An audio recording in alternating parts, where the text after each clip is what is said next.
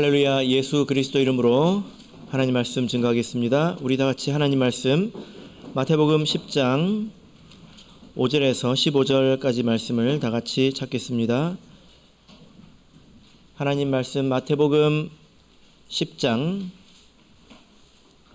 5절에서 15절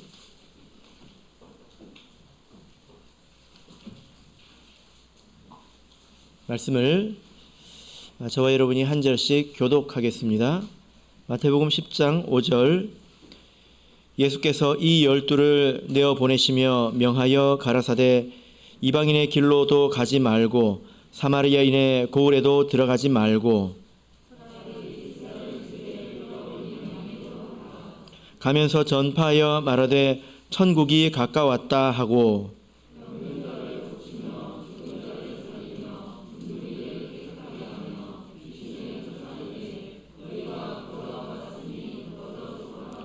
너희 전대에 금이나 은이나 동이나 가지지 말고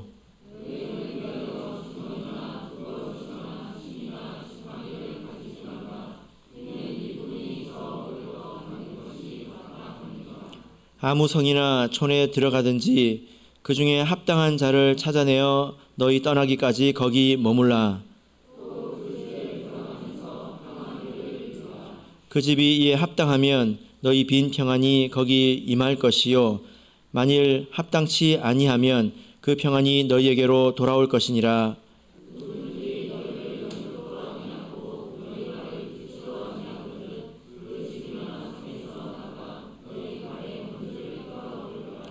같이 읽겠습니다. 내가 진실로 너에게 이르노니 심판날에 소돔과 고모라 땅이 그 성보다 견디기 쉬우리라. 아멘. 네, 오늘 이 시간은 이 12를 내어 보내시며 라는 제목으로 하나님 말씀을 증거하겠습니다. 우리가 간혹 기복신앙이라는 표현을 쓰죠. 기복신앙이라는 표현을 들어보셨습니까? 우리 학생부, 아동부, 기복신앙. 예. 기복신앙이라는 표현은 무슨 뜻일까요? 이것은 신앙의 기복이 심하다는 것일까요? 예, 막 좋을 때는 막 되게 좋았다가 안 좋을 때는 또 하염없이 안 좋았다가 오르락 내리락 하는 그런 신앙을 말할까요? 그렇지 않죠. 예, 기복신앙이라는 것은 내가 하나님을 믿는 목적이 복을 받는 데 있다는 것입니다. 근데 이것은 세속적인, 세상적인, 육신적인 그런 복이죠. 그래서 내가 어쨌든 하나님을 만족시키고 또 하나님의 그 성미를 건들지 말아야 돼요. 하나님을 불쾌하게 하지 말아야 돼요. 그래가지고 하나님께 복을 얻고자 하는 그런 신앙의 자세를 기복신앙이라고 합니다. 여러분, 이 기복신앙은 바른 것입니까? 아니면 바르지 못한 것입니까? 예. 예, 답을 안 하기로 어떻게 회의를 하고 오셨나요? 어떻게 이렇게 잘 맞지요? 네, 이것은 바르지 않죠. 무엇이 잘못되었습니까? 여러분 마음속에는 어떤 생각이 떠오르십니까? 예, 우리가 그렇게 세속적인 것을 추구해서는 안 됩니다. 우리 신앙의 목표는 영혼의 구원이지 않습니까? 베드로전서 1장 9절을 보면 믿음의 결국 곧 영혼의 구원을 받음이라 이렇게 말씀하고 있지 않습니까? 예, 이렇게 혹시 마음속으로 생각하셨습니까? 맞습니다. 그런데 이것은 우리 신앙을 온전히 표현한 것일까요? 우리가 좀 엄밀하게 좀 비판적으로 좀 생각을 해보자면 이것이 온전한 것일까? 우리의 신앙을 이렇게 표현할 수 있을까? 여러분 한번 생각해 보십시오. 어떤 사람이 귀신을 만족시켜서 부자가 되고 싶어 하는 것, 이것과 내가 하나님을 만족시켜서 천국에 가려고 하는 것, 이것은 완전히 다른 것일까요? 나는 스스로 천국에 못 가니까 하나님이 필요해요. 그래서 하나님을 지렛대처럼 이용해가지고 내가 어쨌든 하나님을 통해서 천국에 가야 되는 것입니다. 이게 우리 신앙일까요?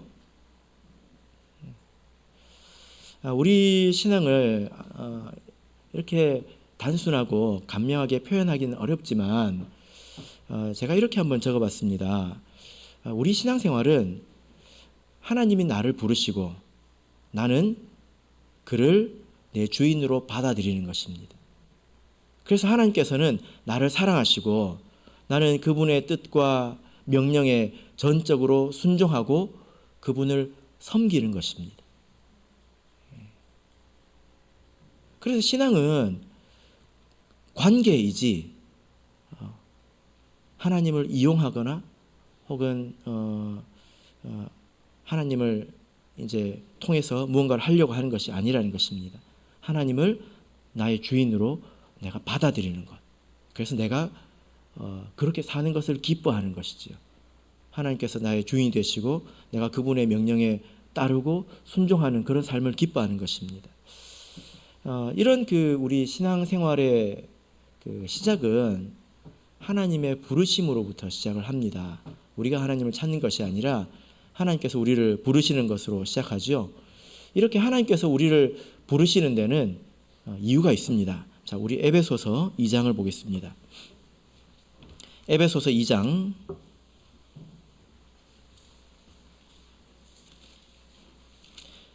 10절, 에베소서 2장 10절.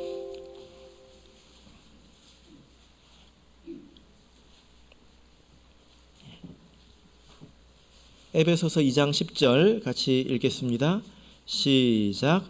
우리는 그의 만드신 바라 그리스도 예수 안에서 선한 일을 위하여 지으심을 받은 자니 이 일은 하나님이 전에 예비하사 우리로 그 가운데서 행하게 하려 하심이니라. 예.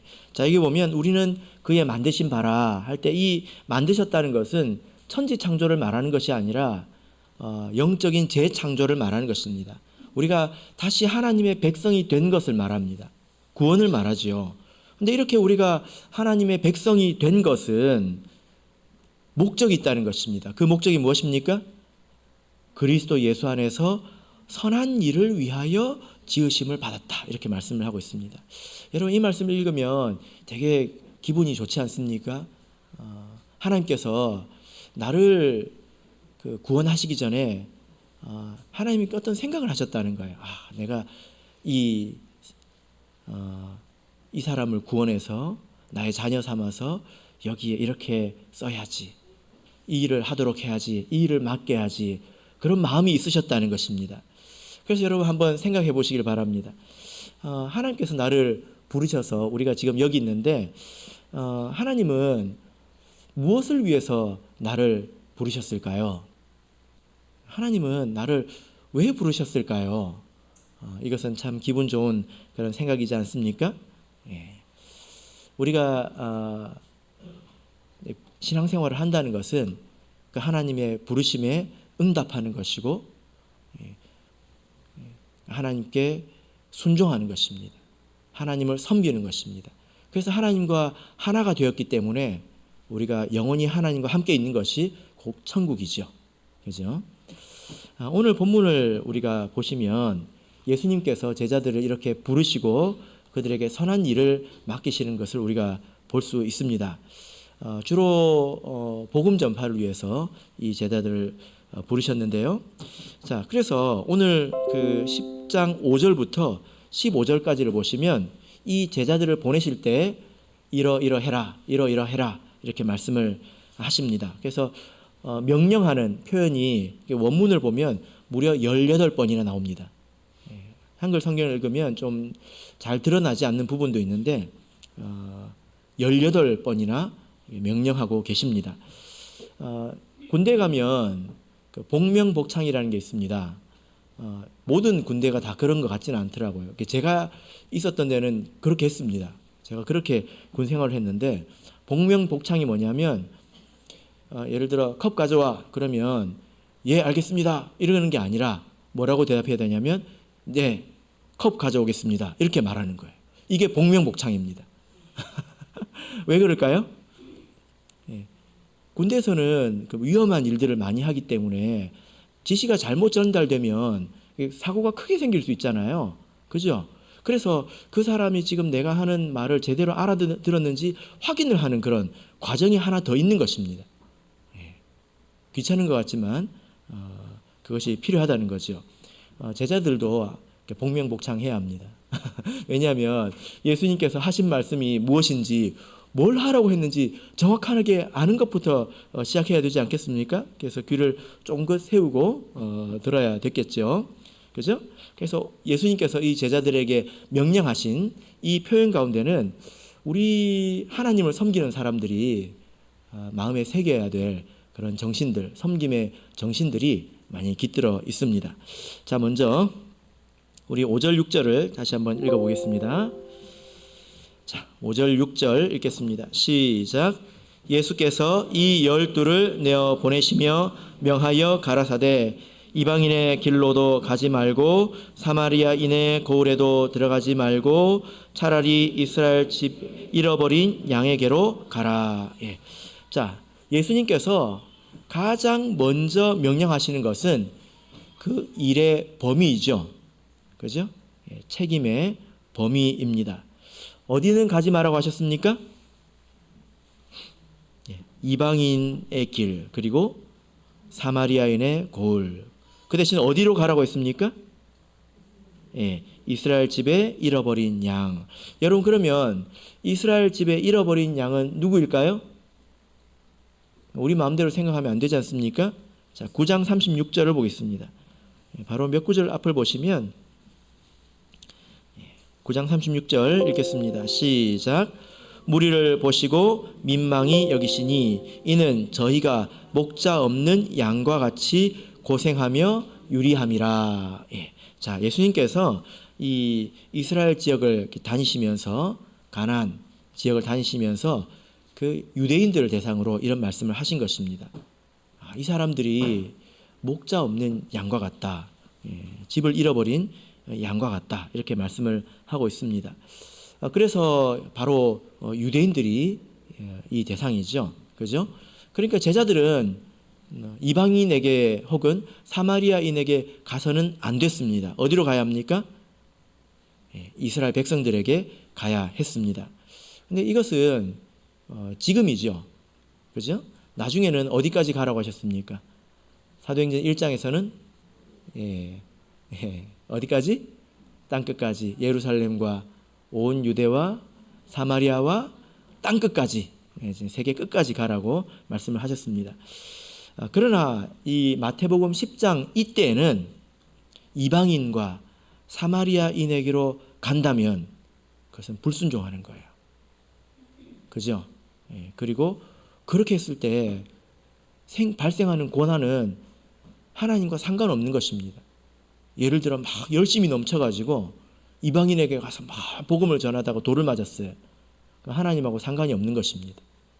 그렇죠? 예. 일을 맡은 사람들이 조심해야 되는 것이 뭐냐면은 내가 맡은 일의 범위가 어디까지인가, 하나님께서 나에게 맡기신 몫이 어디까지인가, 이걸 먼저 분명하게 알아야 합니다. 제가 이제 군대에 있을 때, 오늘 군대 이야기가 좀 나오네요. 예, 군대에 있을 때 예, 그 이등병이 2명이 있었는데 이등병이 그때 많아가지고 청소를 한 내무반 한 칸을 이렇게 2명이서 절반을 나눠서 하라고 했습니다. 이렇게 나눠서 2명이서 이렇게 닦으라고 그랬습니다. 그런데 참 묘하게 그 방 한 가운데 동그란 시계가 딱 달려 있었어요. 그래서 제가 갑자기 궁금해졌습니다. 저건 어떻게 할까? 절반을 닦으라고 했잖아요. 그랬더니 그 중에 한 이등병이 먼저 자기 할 일을 좀 빨리 해가지고 시계를 닦으러 가길래 제가 굉장히 호기심이 생겼어요. 어떻게 할까 했는데 시계를 절반을 싹 닦고 가더라고요. 그래서 제가 우와 했습니다. 우와. 예. 그런 사람은 뭐라고 하죠? 깍쟁이라고 하죠. 깍쟁이. 예, 깍쟁이라고 하죠. 일의 범위를 생각하라고 하는 것은 이렇게 깍쟁이처럼 일하라는 것이 아니죠. 그죠? 누가 당번 일을 하고 있는데 교회에서 바빠가지고 쩔쩔매고 있는데 나는 오늘 당번이 아니니까 손대지 마라. 그런 말이 아니지 않습니까? 그런 말이 아닙니다.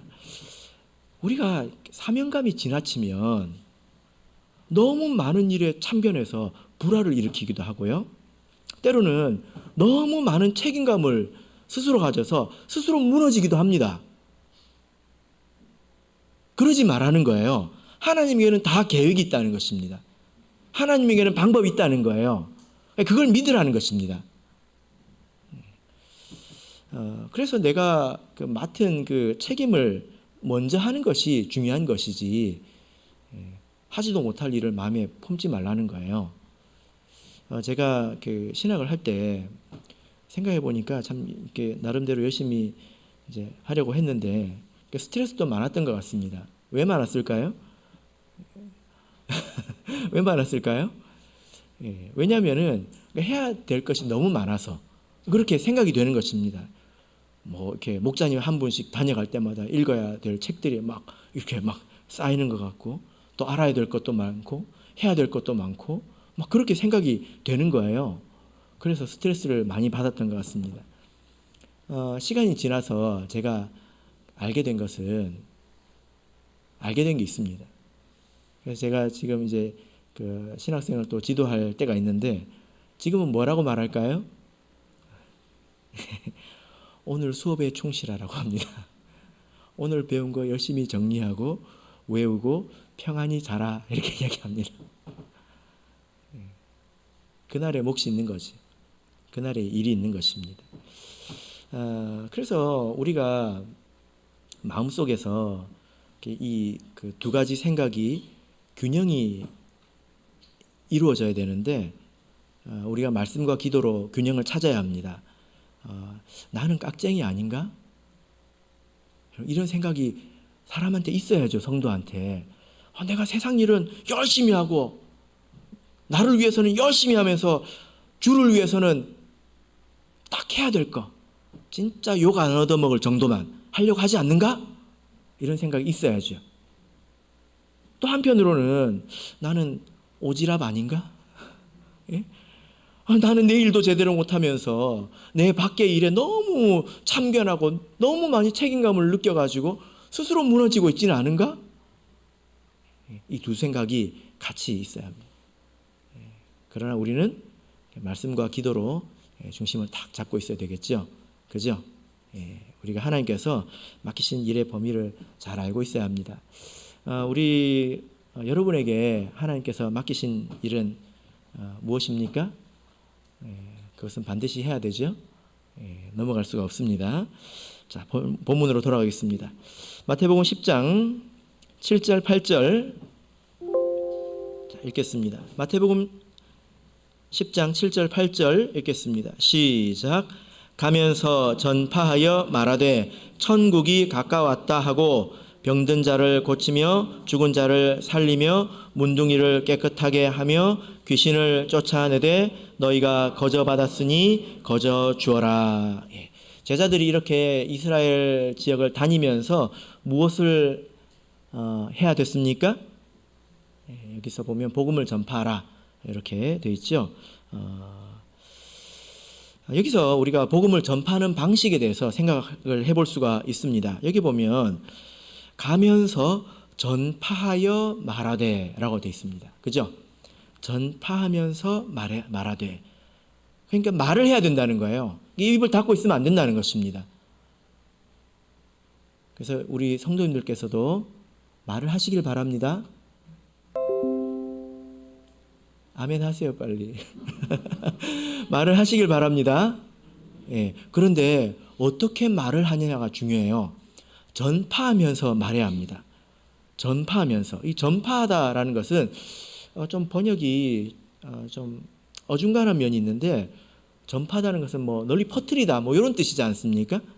근데 이 원래 원문에는 선포하다, 발표하다 이런 것입니다. 이게 무슨 뜻일까요? 반대말을 생각해 보면 이 말이 어떤 의미인지 쉽게 알 수 있는데, 반대말은 변론하다, 말싸움하다 이것입니다. 그러니까 예수님께서 복음을 가지고 나가서 사람들하고 토론하지 말고 그냥 말하라는 거예요. 선포하라는 거예요. 그 사람이 안 들으면 어쩔 수 없는 것입니다. 거기서 말싸움하지 말라는 것입니다.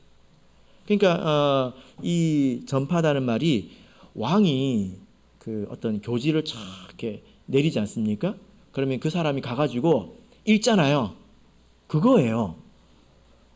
이제 그걸 가지고 가서 사람들이 막 따지면 그 사람이 거기서 설명합니까? 예. 그게 아니고 이건 이것이고 설명하지 않잖아요. 예.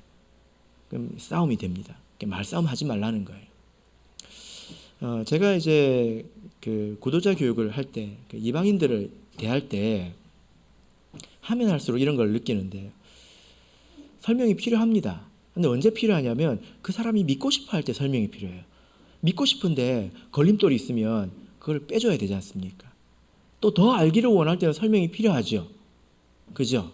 그럴 때 설명은 힘이 있습니다. 그런데 안 믿고 싶어 하는 사람들이 덤빌 때, 덤벼들 때는 의미가 없어요.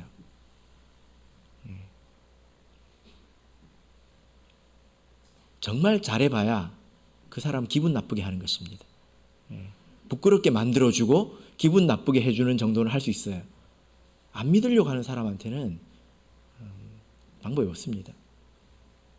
계속 도망다니거든요. 말 가지고 반감을 가집니다. 그래서 우리가 이렇게 생각해 보면 여러분, 복음 전파는 사실 어렵지 않아요. 내가 되게 많은 것을 설명해야 될 것 같고 설득해야 될 것 같고 그럴 것 같죠? 그렇지 않아요.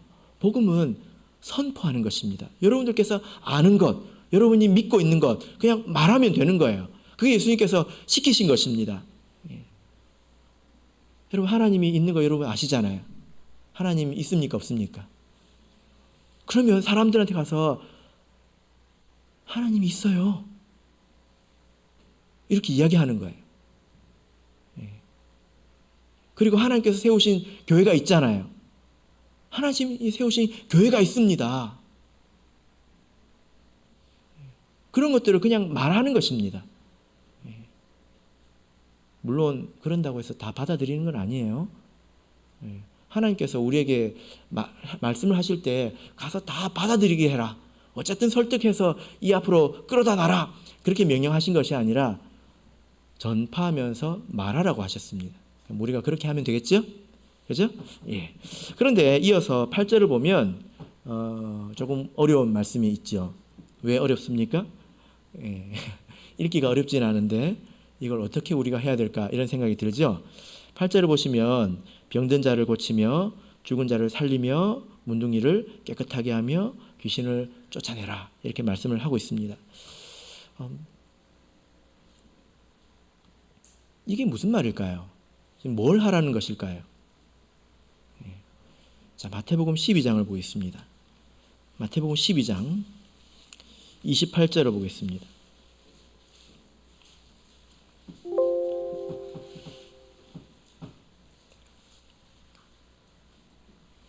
마태복음 12장 28절 같이 읽겠습니다. 시작. 그러나 내가 하나님의 성령을 힘입어 귀신을 쫓아내는 것이면 하나님의 나라가 이미 너희에게 임하였느니라. 예. 여기서 귀신을 쫓아내는 것은 하나님의 나라가 임했다라는 것의 증거가 된다는 것입니다. 그래서 선포해야 되지만 그 이상으로는 말로 하지 말고 보여주라는 것입니다. 하나님의 나라가 임했다라는 것을 보여주라는 거예요. 우리 여러분께서 이 말씀을 읽으면서 나에게는 이런 그런 능력이 있는가? 이렇게 읽으시면 잘못 읽은 것입니다. 이런 능력을 가지고 내가 있으니까 사람들을 막 고쳐주면 사람들이 그걸 보고 전도가 되겠지, 그런 게 아니에요. 이런 능력을 가지고 거래하라는 것이 아닙니다. 예수님께서 그렇게 하셨습니까? 예수님은 믿음으로 나오는 사람을 고쳐주셨습니다. 그래서 여기 보면 예수님께서 말씀하시는 것이 복음을 전파하는 것이 먼저예요. 그것을 믿고 나오는 사람들은 우리가 기도로 이런 문제들을 해결할 수가 있습니다. 그죠? 예. 어떤 사람이 이런 어려운 문제가 있을 때 그 사람이 하나님께 소망을 두고 이 교회를 믿고 나오면 우리 교회도 이런 힘이 있습니다. 그래서 이것은 천국이 있다는 것을 보여주라는 것입니다. 그죠? 여러분 지금은 우리가 뭘로 보여줄 수 있을까요? 물론 그런 특별한 경우에 뭐 어떤 환자가 온다든지 귀신 들린 사람이 온다든지 여전히 우리 가운데 이런 힘이 있다고 저는 믿습니다. 우리가 합심해서 기도할 때 그런 능력이 일어납니다. 그런데 여러분 내가 천국을 전할 때 야 하나님 나라가 있어 천국이 있어 이렇게 얘기할 때 상대방이 당신 얼굴 보니까 천국이 없네요. 그러면 안 되지 않습니까? 예. 천국이 어디서 보여야 될까요? 예. 여러분의 삶에서 보여야 되지 않겠습니까? 예. 여러분의 평안한 마음, 여러분의 정결한 삶, 세상 사람들과는 다르다고 느껴지는 그런 정결한 삶, 그 가운데 보이는 하나님의 축복, 손길, 이런 것들이 천국이 있다는 그런 증거이지 않습니까? 다른 사람들이 그걸 보고 느낍니다. 요셉이 보디발의 집에 가서도 보디발이 뭐라고 합니까? 그 사람이 머리가 나쁜 사람이 아닙니다. 천한 사람이 아닙니다. 자기의 전 재산을 일개 외국인 노예한테 맡길 정도면 그 마음에 얼마나 큰 확신이 있겠습니까? 그죠? 그 사람이 뭐라고 합니까? 창세기 39장 3절을 보면 여호와께서 그의 범사에 형통케 하심을 보았더라 이렇게 말하고 있습니다. 자기가 봤다는 거예요. 보디발이 이방인이지만 하나님을 믿지 않지만 보았다는 것입니다. 그래서 우리가 내가 하나님이 정말 계신다라고 말만 하고 살 것이 아니라 하나님을 두려워하는 삶을 살아야 된다는 것입니다. 그 가운데서 하나님께서 그를 형통하게 해주시고 그의 마음 가운데 있는 평안을 옆 사람이 느낄 때 부러워하겠지요? 그죠? 이렇게 복음을 전하시기를 바랍니다. 여러분의 얼굴을 보고 천국은 없구나, 하나님은 없구나 이렇게 생각하면 안 되잖아요. 자, 본문으로 돌아가겠습니다.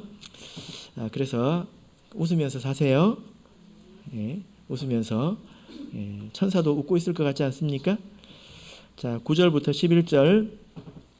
자, 읽겠습니다. 시작. 너희 전대에 금이나 은이나 동이나 가지지 말고 여행을 위하여 주머니나 두벌 옷이나 신이나 지팡이를 가지지 말라. 이는 일꾼이 저 먹을 것 받는 것이 마땅함이니라. 아무 성에나 촌에 들어가든지 그 중에 합당한 자를 찾아내어 너희 떠나기까지 거기서 머물라. 예. 자, 이제 예수님께서 말씀하시는 것은 어떤 것일까요? 여기 보면 전대에 금이나 은이나 동이나 가지지 마라. 그리고 두벌 옷을 가지지 마라. 이것은 염려하지 말라는 것입니다. 며칠 가려고 하면 내 일을 못하고 며칠 주의 일을 하려면 이런 준비가 필요하겠네. 그런 준비를 하지 말라는 것입니다. 그 준비가 필요 없다는 거죠. 예전에 제가 이런 이야기를 들은 적이 있습니다. 농담으로 이렇게 한 말인지 진담인지 모르겠는데 어떤 분이 이제 교회에서 봉사를 하는데 정말 교회 봉사를 많이 하고 싶으셨나 봐요. 그래서 나이가 이제 50살 정도 될 때까지 열심히 돈을 벌어가지고 건물주가 되겠대요. 건물주가 되면 이제 일을 안 해도 되지 않습니까? 일반적으로. 그죠? 건물 나름이겠지만 그 뒤로는 이제 전업으로 신방 갈 때 열심히 운전하고 열심히 교회 청소하고 이제 그렇게 하겠다는 거예요. 예수님은 그렇게 하지 마라 이렇게 말씀하시는 거죠. 그죠? 예. 일꾼이 저 먹을 것 받는 것이 마땅합니다. 하나님께서 다 예비해 두신다는 것입니다. 그렇게 스스로 준비한다고 하는 것은 시간 낭비에 지나지 않는다는 거죠. 하나님께서 그에게 필요한 것을 주시기 때문에 두려워하지 말라는 것입니다. 염려하지 말라는 거예요. 우리가 아이들을 심부름 시킬 때도 그런 식으로는 안 시킵니다. 재윤아 가서 돈 벌어서 빵 사가지고 와. 그렇게 안 시킵니다. 그러면 언제 먹겠어요 그거를. 지금 못 먹잖아요. 그죠? 하나님께서 명하실 때는 즉각적으로 순종을 해야죠. 걱정하지 말아야 합니다. 하나님께서 우리 일꾼들이 하고자 하면 할 수 있는 힘을 주십니다. 그리고 염려하지 않도록 해주십니다. 우리 일꾼이 가장 먼저 배워야 되는 게 뭘까요? 바로 이것이죠. 하나님을 의지하는 것입니다. 하나님을 섬기는 사람들은 자기 힘으로 자기를 키워가지고 자기 힘으로 무언가를 하는 것이 아니라 하나님을 의지하는 것부터 배워야 합니다. 구약의 대선지자가 엘리야 선지자 아닙니까? 그가 갈멜산에서 하늘에서 불을 내렸습니다. 대단하지 않습니까? 그런 대단한 능력의 선지자를 하나님께서 제일 먼저 시키신 일이 뭘까요? 저기 그릿 시내가에 가서 까마귀에다가 물어다 주는 것을 받아 먹으라는 것입니다. 개우물을 마시면서, 흐르는 물을 마시면서. 어디만 쳐다봐야 되죠? 굶지 않으려면 하늘을 쳐다보게 되겠죠. 그죠? 그래서 그렇게 대선지자, 큰 선지자도 하나님께서 가장 먼저 연습시키신 것은 하나님을 의지하게 하는 것입니다. 하나님께서 모든 것을 주신다라는 것을 뼛속 깊이 새기게 하는 것입니다. 우리가 하나님을 섬기는 일꾼이라면, 그럴 마음이 있다면 우리가 이것을 먼저 배워야 합니다. 그래서 우리 모든 성도 여러분, 어떤 일이 맡겨지면 능력이 없다고 빼지 마시고, 형편이 안 된다고 빼지 마시고 하나님을 의지하십시오. 내가 할 수 있는 일을 시키면 하면 돼요. 그런데 내 능력에 비해서 더 힘든 일이 오면 그 사이에 공간이 있지 않습니까? 그 공간은 누구의 공간이죠? 하나님의 공간이지. 그죠? 그래서 그 일이 되면 하나님의 영광을 받으시는 것입니다. 최근에 그 한 신학생이라고 해봐야 2명밖에 없지만 그 중에 한 명이 뭐라고 그러냐면 그 격주로 집에 다녀오거든요. 그래서 한 주는 실습 가고 한 주는 집에 다녀오고 이러는데, 집에 다녀오면 잘 갔다 왔냐 이렇게 안부를 묻습니다. 그랬더니 뭐라고 그러냐면, 제가 집에만 가면 무슨 일이 생긴대요. 그래서 집에를 가지 말아야 되나?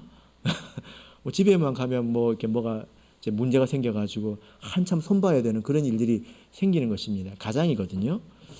그러나 사실 그게 네? 가장. 뭐 2명 중에 1명이니까. 그런데 그게 간증이잖아요. 왜 간증일까요? 자기가 없을 때는 집에 일이 안 생긴다는 것입니다. 가장이 비니까 하나님이 가장이 되어주시고, 그죠? 그러니까 이게 간증이고 은혜잖아요. 하나님께서 그 가정을 지켜주십니다. 이런 일들이 참 많이 있죠. 자, 우리 다시 본문으로 돌아가겠습니다. 마태복음 10장 9절 그리고 11절을 보시면 여기 특별히 이렇게 주의사항이 하나 있습니다. 8절입니다. 8절을 우리 다시 한번 읽어볼까요? 8절 읽겠습니다. 시작. 병든 자를 고치며 죽은 자를 살리며 문둥이를 깨끗하게 하며 귀신을 쫓아내되 너희가 거저 받았으니 거저 주어라. 돈 받고 병을 고쳐주지 마라, 이런 말이죠. 그리고 11절을 보시면 또 여기 한 가지 지침이 있죠. 아무 성이나 촌에 들어가든지 그 중에 합당한 자를 찾아내어 너희 떠나기까지 거기 머물라. 이 말은 무슨 말입니까? 어떤 동네 갔는데 어떤 한 사람이 호의적으로 자기를 접대해 줬습니다. 복음이 전파되면서 이런 경우가 있을 수 있잖아요. 어떤 사람이 대골 같은 집에 삽니다.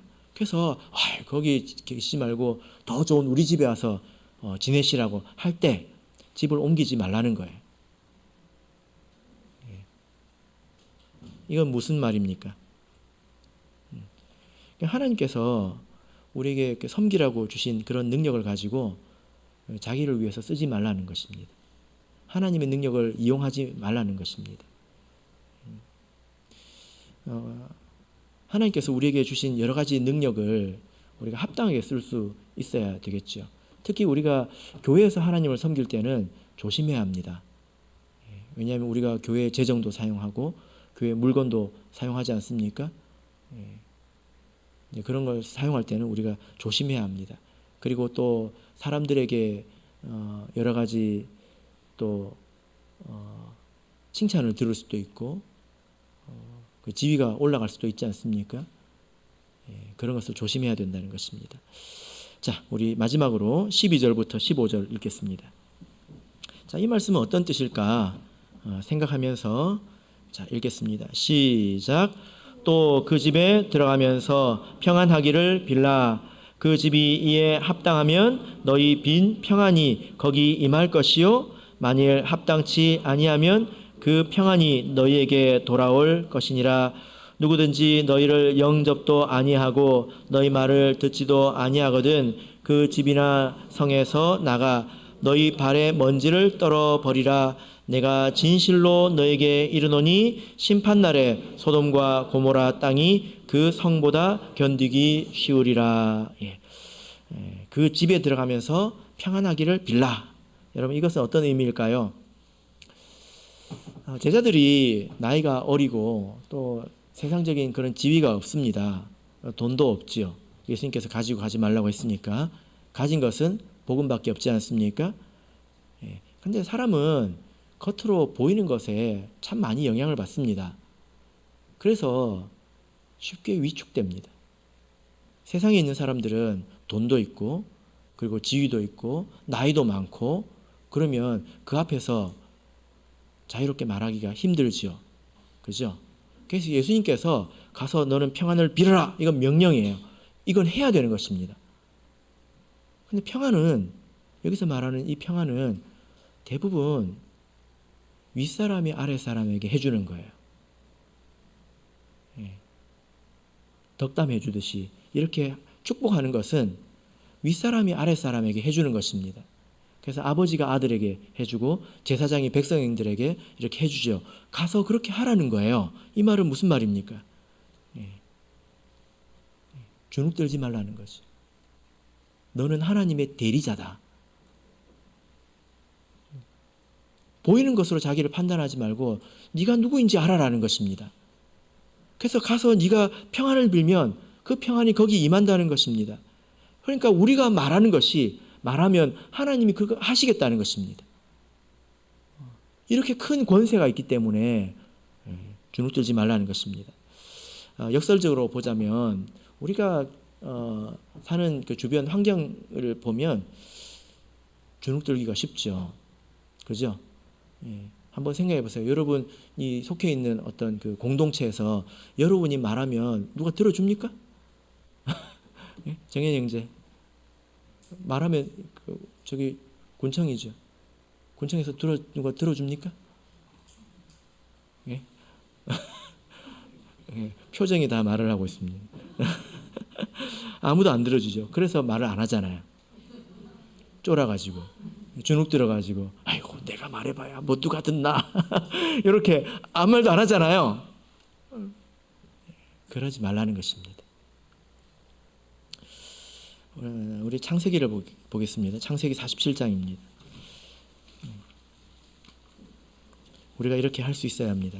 창세기 47장 9절에서 10절 보겠습니다.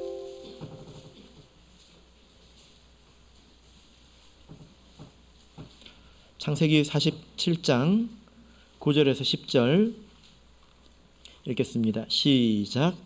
야곱이 바로에게 고하되 내 나그네 길의 세월이 130년이니이다.